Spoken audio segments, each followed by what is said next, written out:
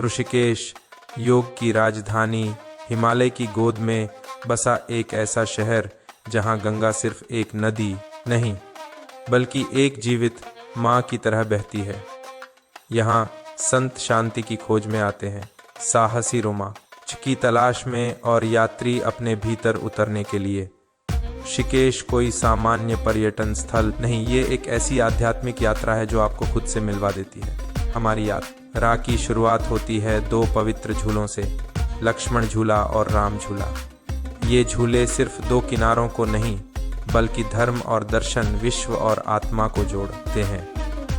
कहा जाता है कि लक्ष्मण जी ने इसी स्थान पर गंगा को झूठ की रस्सी से पार किया था। झूले से नीचे बहती गंगा, दोनों ओर उठते मंदिर और हवा में गूंजती घंटी, यूं की आवाज आपको सदियों पुराने भक्ति के युग में ले जाती है। थोड़ा आगे बढ़ते हैं तो पहुंचते हैं त्रिवेणी घाट, जहां की गंगा आरती हर शाम एक आध्यात्मिक उत्सव में बदल जाती है। सूर्य अस्त हो रहा होता है, सैकड़ों दीपक गंगा की लहरों पर तैरते हो, शंख बजते हैं और मंत्रोच्चार से वातावरण गूंज उठता है। यह आरती एक रस्म नहीं बल्कि एक अनुभूति है जो आत्मा को छू जाती है। आगे बढ़ते हैं परमार्थ निकेतन आश्रम की ओर। This sentence describes a simple everyday action without conveying any particular strong emotion, so I speak in an enjoyable manner. Rishikesh का एक पवित्र और शांत स्थान। यहाँ सुबह की शुरुआत होती है योग और ध्यान से और शाम का समापन होता है भजनों और गंगा आरती से।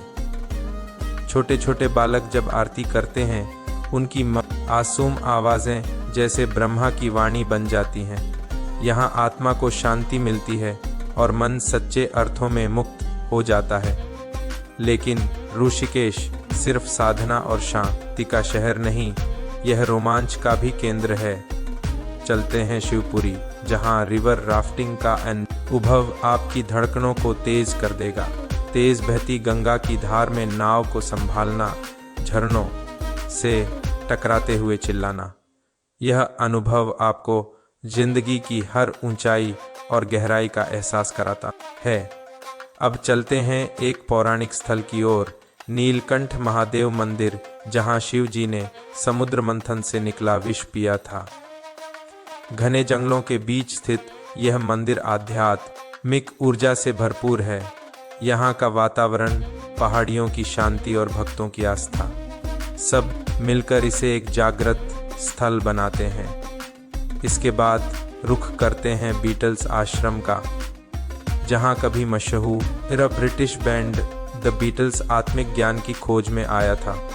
आज यह आश्रम कला, संगीत और ज्ञान का संगम बन चुका है। दीवारों पर बने रंग बिरंगे चित्र और शांति से भरी गलियां एक अलग ही दुनिया का एहसास कराते हैं। अब चलते हैं टपोन, ऋषिकेश का वो हिस्सा जहां कैफे, ध्यान केंद्र और किताबों की दुकानें आपकी आत्मा से बातचीत करती हैं। गंगा किनारे बैठकर अदरक की चाय पीते हुए सूरज को डूबते देखना, ये वो पल होते हैं जो याद नहीं एहसास बन जाते हैं। शहर से थोड़ी दूरी पर स्थित है वशिष्ठ गुफा, जहाँ महर्षि वशिष्ठ ने तपस्या की थी। यह गुफा आज भी वैसी ही शांत और गूंजहीन है। इसके अंदर बैठते ही आप समय और विचारों से परे पहुंच जाते हैं। सिर्फ सांसें और ध्यान बचता है। अगर आप प्रकृति प्रेमी हैं तो राजाजी नेशनल पार्क भी ज़रूर जाएं। यहाँ आप हाथी, तेंदुए, हिरण और सैकड़ों पक्षियों को प्राकृतिक वातावरण में देख सकते हैं। जंगल सफारी का रोमांच और हरियाली का सुख उन ऋषिकेश के सफ़र में एक और रंग जोड़ते हैं। और जब यात्रा खत्म हो रही हो तो एक बार फिर गंगा किनारे बैठ जाइए। देखिए कैसे सूर्य ढलते ढलते गंगा को सोने की तरह चमका देता है। हवाएं आपके चेहरे को छूती हैं, मंदिरों की घंटियां बजती हैं और मन में एक अजीब सी शांति उतर आती है। ऋषिकेश को कभी अलविदा नहीं कहा जा सकता, क्योंकि जो आत्मा एक बार यहाँ आ गई उसका एक हिस्सा यहीं रह जाता है। गंगा की लहरों में, हवा के झोंकों में, मंदिर की घंटियों में।